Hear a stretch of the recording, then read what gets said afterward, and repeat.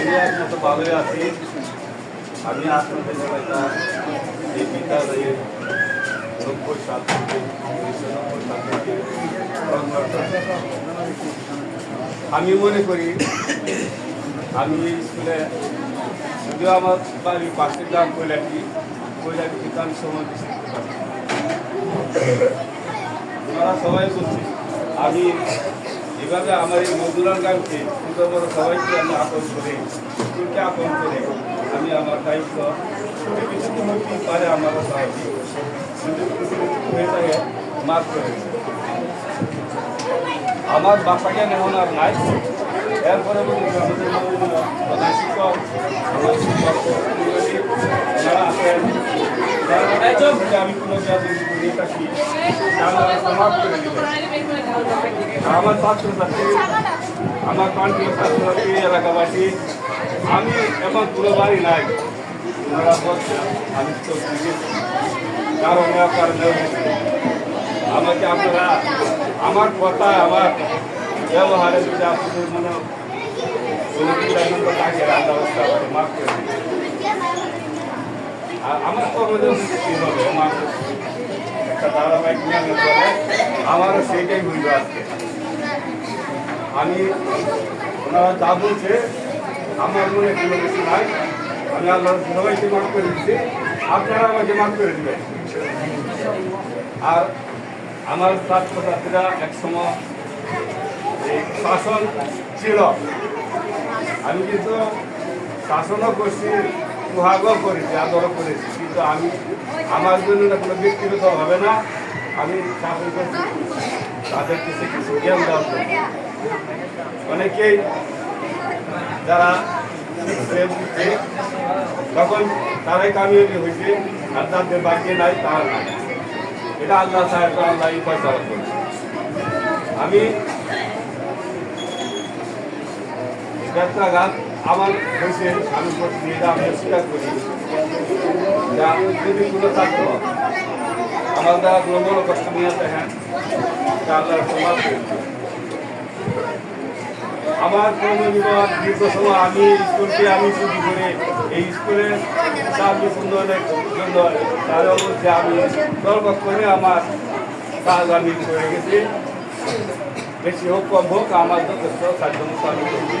যদি কোনো ত্রুটি থাকে আল্লাহ মাফ করে। আর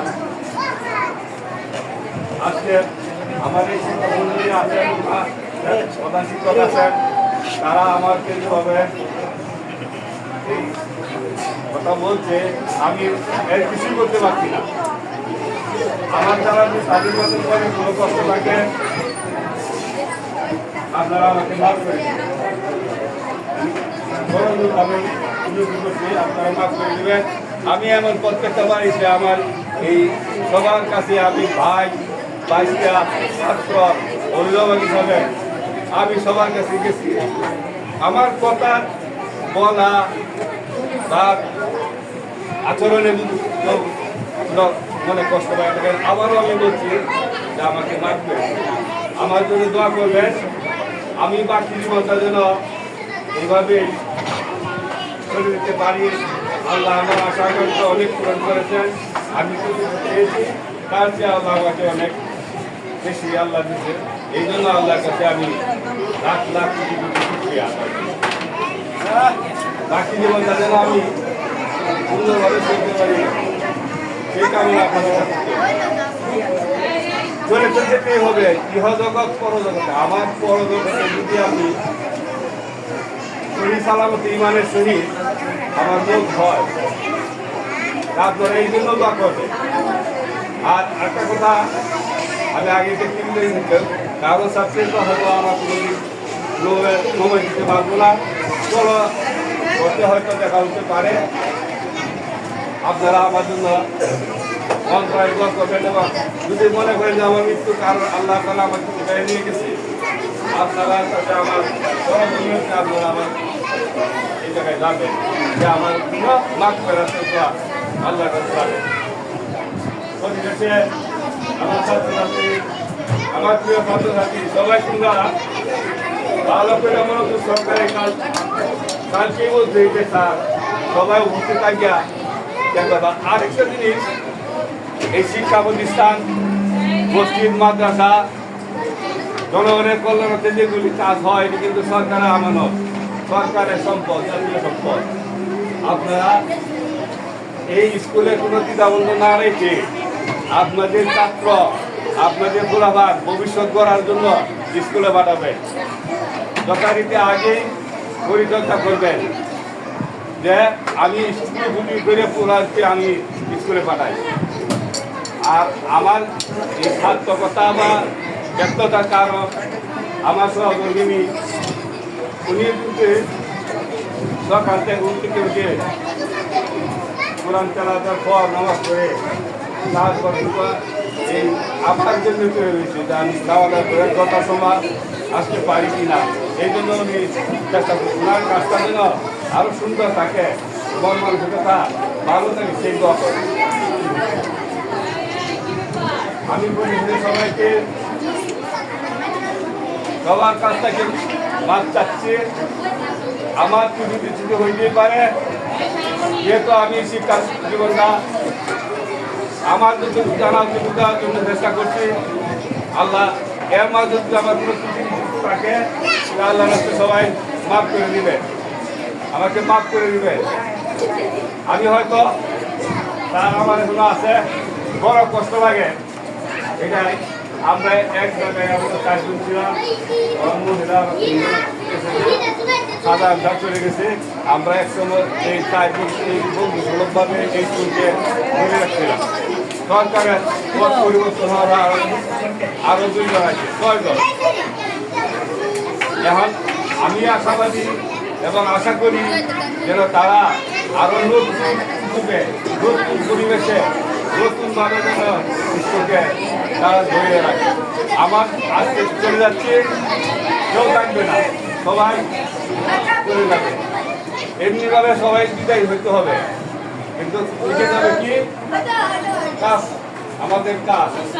আমরা যেন অবশিষ্ট জীবন যেন সুন্দরভাবে কাজ করে দিতে পারি, এই আশা ভরসা কামনা রেখে আমি আমার বক্তব্য বা কথা বল। আজকে আমার এই এনার্জি নাই বলার মতো, আপনারা মাফ করে দেবেন। আরেকটা কথা হইল, আমি আমার জীবনে আমার এক ছাত্র আবুল কালাম 3 বছর 4 বছর আগে আমাকে বাড়িতে নেওয়ার পরে আমি এতেই যথেষ্ট সম্মানিত এবং অহংকারও আছে, গর্বিত। আমার এই ছাত্র আমাকে এই গরিবটা উপহার, এই গরিবটা আমার চাওয়ার পাওয়ার কিছু নাই। আপনার প্রাণ ধরে আমাকে দোয়া করবেন যেন আমি সুস্থভাবে এই বাকিগুলি কাটাইয়া দিতে পারি। আর আমার মেয়ে ছেলে, আমার সন্তানাদি, আমার জন্য সবাই পাঁচগুলো দোয়া করবেন যে তারা শান্তি থেকে থাকে। এই বড় ভাই আমার, ওনার সাথে আমি মসজিদের করছি, ওনারা আমার বড় ভাই। তাদের কাছে যে কোনো জটিলতা কাছে আপনারা আমাকে আমাকে মাফ করে দিন। উনি আমার স্যারের বড় ভাই, আমারও ভাই। আমি তাদেরকে এইভাবে আমি আমি কোনো চিন্তা ভাবনা আমার এই কারণ ছিল না। এই একটা গাছ যদি এই প্রতিষ্ঠান না হতো তাহলে আজকে পথ পরিবর্তন হইল না। এই জন্য আমি আশা করি সবাই যারা নতুন প্রজন্ম আছেন সবাই যেন স্কুলমুখী গুলাকে স্কুলে পাঠায়, শিক্ষার আলো তাদের ভিতরে ঢুকুক। তারাই ভবিষ্যতে কর্ণধার হবে এই বাংলাদেশে, এই দেশের, এই গ্রামে। আমি আপনারা আমাকে মাফ করে দিবেন। আজকে থেকে আমার কাজের সমাপ্তি, আমার এই স্কুলের সাথে আমার কর্মজীবী আল্লাহ যেন আমাকে মাফ করে দেন। আজ যে দায়িত্বে আসলাম সঠিকভাবে পালন করতে পারছি কিনা পারি নাই, তারাও যেন আমাকে মাফ করে দেন। আসসালামু আলাইকুম।